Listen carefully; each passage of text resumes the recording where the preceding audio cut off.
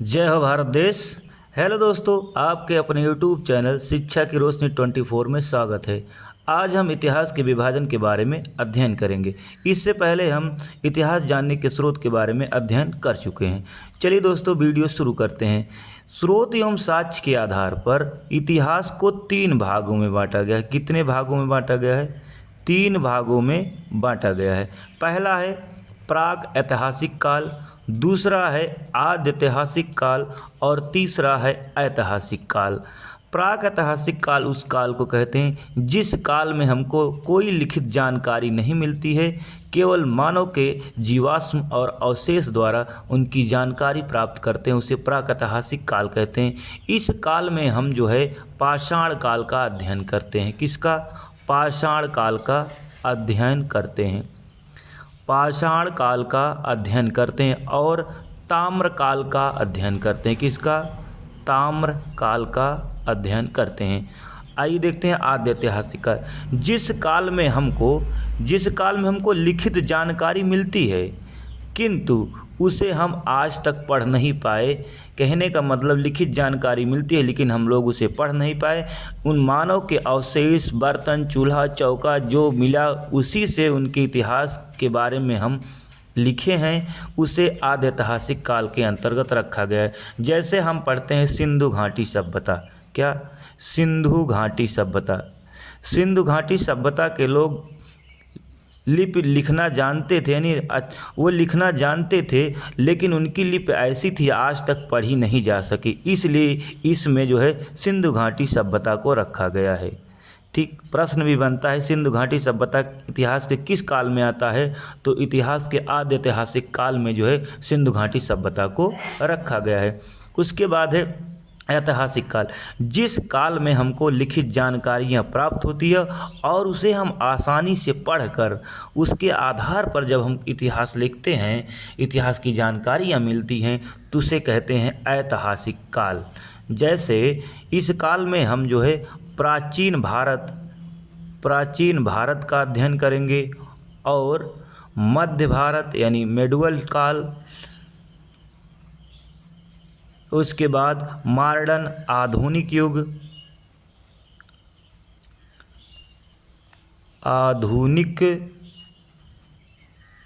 काल, और इसी में हम विश्व इतिहास को भी कवर करेंगे। विश्व इतिहास के बारे में अध्ययन करेंगे। तो ये था स्रोत एवं साक्ष्य के आधार पर इतिहास को 3 भागों में बांटा गया। ठीक, आइए अब देखते हैं इसी से रिलेटेड है। एक थे अंग्रेज जिसका नाम था जेम्स मिल। क्या नाम था? जेम्स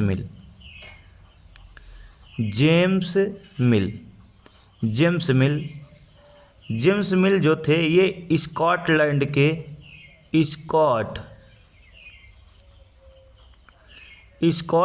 के राजनीतिक दार्शनिक थे। क्या थे? राजनीतिक दार्शनिक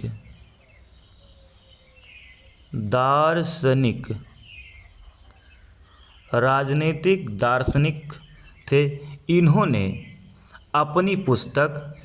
अपनी पुस्तक जिस पुस्तक का नाम है हिस्ट्री ऑफ ब्रिटिश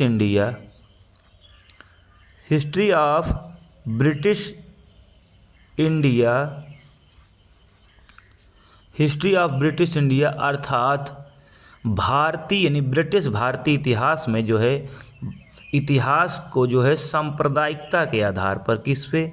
सांप्रदायिकता के आधार पर इतिहास को 3 भागों में बांटा। इन्होंने अपनी पुस्तक हिस्ट्री ऑफ ब्रिटिश इंडिया में सांप्रदायिकता के आधार पर इतिहास को 3 भागों में बांटा। कितने भागों में बांटा? 3 भागों में बांटा। इतिहास को 3 भागों में बांटा। ध्यान से समझिए, इतिहास समझने में बहुत ही आसान होगा आपको। अगर आप इसको समझ लेंगे तो आपके सारे कन्फ्यूजन दूर हो जाएंगे। तो जेम्स मिल ने हिस्ट्री ऑफ ब्रिटिश इंडिया में जो है सांप्रदायिकता के आधार पर इतिहास को 3 भागों में बांटा। जब 3 भागों में बांटा होगा, कुछ न कुछ नाम रखा होगा, तो इन्होंने तीनों भागों का नाम रखा। पहले भाग का नाम क्या रखा इन्होंने? पहले भाग का नाम इन्होंने रखा हिंदू काल। क्या नाम रखा? हिंदू काल। और दूसरे भाग का नाम इन्होंने रखा मुस्लिम काल। देखिए, जाति से संबंधित रखा है। तीसरे काल को रखा है ब्रिटिश काल। अपने को ब्रिटिश रख दिया। अगर यहाँ चाहता तो यह जो है अपने को ईसाई काल रखता था, लेकिन यह बहुत चालाक था जेम्स मिल। इन्होंने जो है सांप्रदायिकता के आधार पर, हिंदू मुस्लिम के आधार पर जो है इतिहास का विभाजन कर दिया, लेकिन अपने को ब्रिटिश काल में रखा। किस काल में रखा? ब्रिटिश काल में। अब हिंदू काल की इसने समय सीमा क्या रखी? तो हिंदू काल की समय सीमा इन्होंने 0 से लेकर, कितने से लेकर? 0 से लेकर 1206 ईस्वी तक को हिंदू काल माना।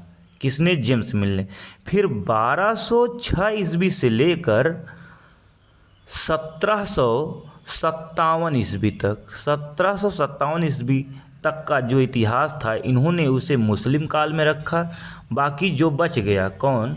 1757 से लेकर 1947 तक के इतिहास को इन्होंने क्या किया कि ब्रिटिश काल में रखा।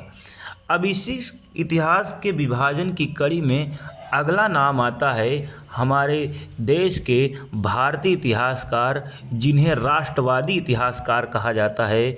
उनका नाम क्या है? डॉक्टर रमेश चंद्र मजूमदार। डॉक्टर रमेश चंद्र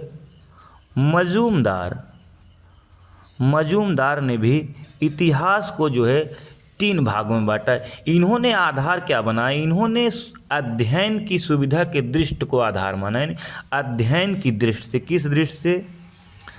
अध्ययन की सुविधा के लिए, अध्ययन की सुविधा के लिए, अध्ययन की सुविधा के लिए रमेश चंद्र मजूमदार ने इतिहास को 3 भागों में, इन्होंने भी 3 भागों में बांटा था। 3 भागों में बांटा। पहला भाग का नाम इन्होंने क्या रखा? पहले भाग का नाम इन्होंने रखा प्राचीन काल। क्या नाम रखा? प्राचीन काल। और दूसरे भाग का नाम इन्होंने रखा मध्यकाल। क्या नाम रखा? मध्यकाल। और तीसरे भाग का नाम इन्होंने रखा आधुनिक काल। आधुनिक काल। तीसरे काल का नाम इन्होंने क्या रखा? आधुनिक काल। प्राचीन काल की समय सीमा इन्होंने कितना रखा? तो प्राचीन काल की समय सीमा मजूमदार ने 0 से 1000 ईस्वी तक के काल को इन्होंने प्राचीन काल में रखा। और 1000 से लेकर 1818 तक ईस्वी का जो समय था उसे मध्यकाल में रखा। किसने? रमेश चंद्र मजूमदार ने। फिर आधुनिक काल को इसने 1818 से लेकर आज तक के अध्ययन को इन्होंने आधुनिक काल में रखा। कौन? रमेश चंद्र मजूमदार। ये था इतिहास विभाजन के संबंध में। लेकिन सर्वाधिक जो सर्वाधिक मान्य है वो हमारा है क्या? सर्वाधिक जो मान्य है स्रोत एवं साक्ष्य के आधार पर। किसके? स्रोत एवं साक्ष्य के आधार पर जो इतिहास को बांटा गया है ये सर्वाधिक मान्य है। तो चलिए आप शुरू करते हैं प्रागैतिहासिक। प्रागैतिहासिक काल को प्रागैतिहासिक काल भी कहा जाता है। प्रागैतिहासिक काल के संबंध में सर्वप्रथम विश्व स्तर पर जानकारी किसने दिया? तो विश्व स्तर पर जानकारी देने वाले इंसान का नाम, यानी व्यक्ति का नाम क्या है? जॉर्गेनसन थॉमसन।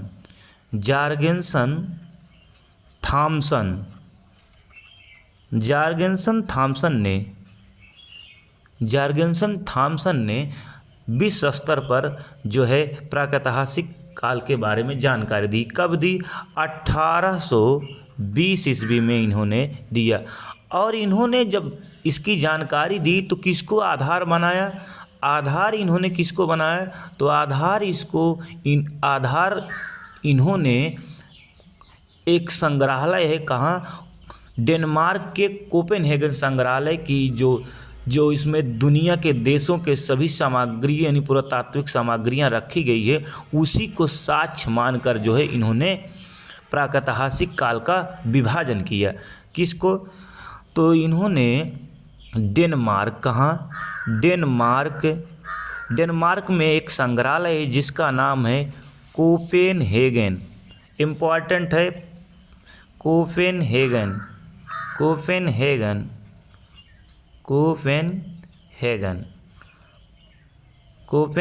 संग्रहालय। कोपेनहेगन संग्रहालय जो कि यहाँ पर जो है कोपेनहेगन संग्रहालय में हम बताएं कि यहाँ जो है दुनिया के सभी देशों के पुरातात्विक साक्ष्यों के सिंपल रखे गए। उसी को आधार मानकर, किसको आधार मानकर, कोपेनहेगन संग्रहालय की सामग्री को आधार मानकर जॉर्गेनसन थॉमसन ने इसको किसको प्रागैतिहासिक काल को जो है 3 भागों में बांटा। पहला इन्होंने क्या नाम रखा? पहला इन्होंने नाम रखा पाषाण काल। क्या नाम रखा? पाषाण काल। और दूसरा इन्होंने रखा कांस्य काल। और तीसरा इन्होंने रखा लौह काल।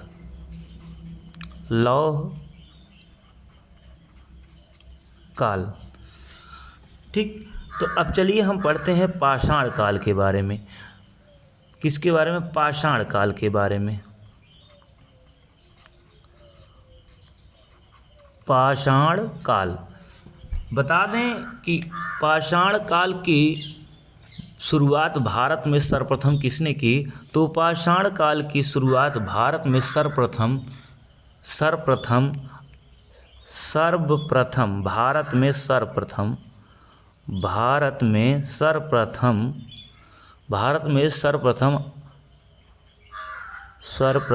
1863 ईस्वी में एक जियोलॉजिकल सर्वे के अधिकारी थे जिनका नाम था रॉबर्ट। क्या नाम था? रॉबर्ट ब्रुसफुट ने भारत का एक स्थान था जिसका नाम है मद्रास। क्या नाम है? मद्रास के निकट पल्लवरम नामक स्थान से पहली बार पाषाणकालीन उपकरण प्राप्त किए। पाषाणकालीन उपकरण प्राप्त किए। इसी कारण रॉबर्ट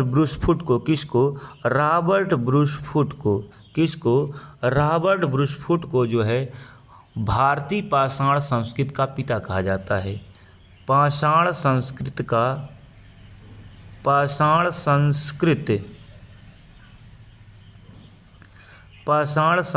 का पिता कहा जाता है। क्या कहा जाता है? पिता कहा जाता है। पाषाण संस्कृति का पिता कहा जाता है किसको? रॉबर्ट ब्रुसफुट के। रॉबर्ट ब्रुसफुट से एक प्रश्न ये बनता है,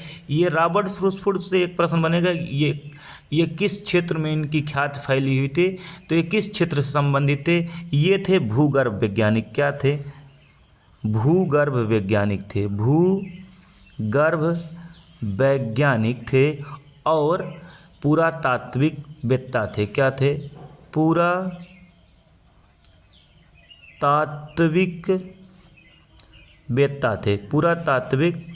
वेत्ता थे। यहाँ से इतना इम्पोर्टेंट फैक्ट है। और हम बता दें भारतीय पुरातत्व सर्वेक्षण विभाग की स्थापना, जो भारतीय पुरातत्व सर्वेक्षण विभाग है, भारतीय पुरातत्व सर्वेक्षण विभाग भारतीय पुरातत्व सर्वेक्षण विभाग की स्थापना कब होती है? तो भारतीय पुरातत्व सर्वेक्षण विभाग की स्थापना सन 1861 ईस्वी में होती है।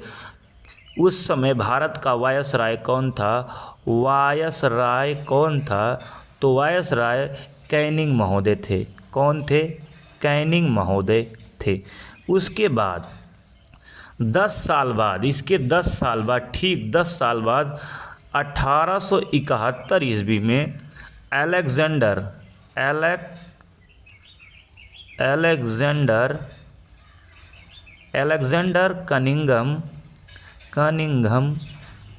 कनिंघम को भारत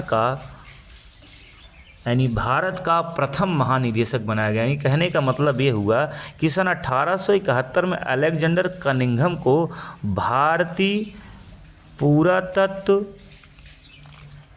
पुरातत्व सर्वेक्षण विभाग का प्रथम महानिदेशक बनाया गया। क्या बनाया गया? प्रथम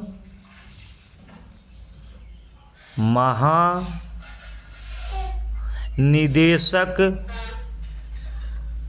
बनाया गया।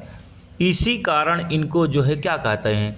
भारतीय पुरातत्व विभाग का जनक भी कहा जाता है। किसको?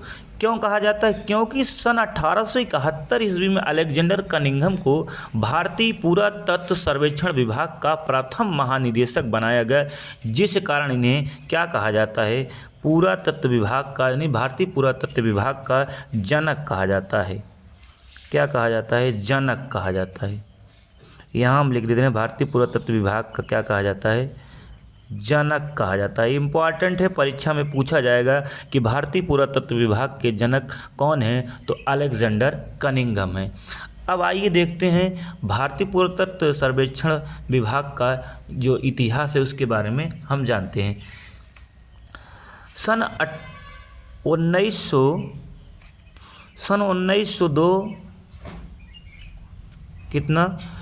1902 से लेकर 1928 के बीच जो है इसका महानिदेशक, यानी भारतीय पुरातत्व सर्वेक्षण विभाग का महानिदेशक सर जॉन मार्शल को बनाया गया।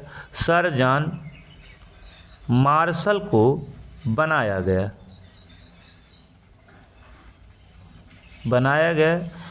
इन्हीं के निर्देशन में जो है हड़प्पा सभ्यता की खुदाई हुई थी। उसको हम हड़प्पा सभ्यता के बाद जब पढ़ेंगे तब उसका अध्ययन करेंगे। सन 1902 से 1928 के बीच जो सर जॉन मार्शल को जो है क्या भारतीय पुरातत्व विभाग का जो है महानिदेशक बनाया गया। क्या बनाया गया? महानिदेशक बनाया गया। चलिए आगे देखते हैं इससे इम्पोर्टेंट क्या फैक्ट हैं। जब सर जॉन मार्शल भारतीय पुरातत्व विभाग के महानिदेशक थे, इन्हीं के समय जो भारतीय पुरातत्व सर्वेक्षण विभाग को अस्थाई बनाया गया। और वह अस्थाई किस समय बनाया गया तो आपके परीक्षा में पूछा जाता है। सन 1906 में भारतीय पुरातत्व सर्वेक्षण विभाग को सन 1906 में क्या बना दिया गया? अस्थाई विभाग बना दिया गया। उस समय जो है भारत का वायसराय कौन था? तो लॉर्ड कर्जन थे। कौन थे? कर्जन थे। ये परीक्षा में पूछा जाएगा कि जब भारतीय पुरातत्व सर्वेक्षण विभाग को अस्थाई बना दिया गया उस समय भारत का गवर्नर वायसराय कौन था? तो लॉर्ड कर्जन थे। बता दें लॉर्ड कर्जन संबंधित एक इम्पॉर्टेंट प्रश्न है। इन्होंने यह जो है बंगाल विभाजन के लिए जाने जाते हैं। सन 1905 में जब बंगाल का विभाजन हुआ था। चलिए आगे देखते हैं। इसके बाद सन 1928 से लेकर 1931 के बीच जो है किसे भारतीय पुरातत्व विभाग का सर्वेक्षण बनाया गया? एच हरग्रीव्स को जो है भारतीय पुरातत्व सर्वेक्षण विभाग का महानिदेशक बनाया गया। इनको क्या बनाया गया? महानिदेशक। बनाया गया। ठीक, इसके बाद सन 1931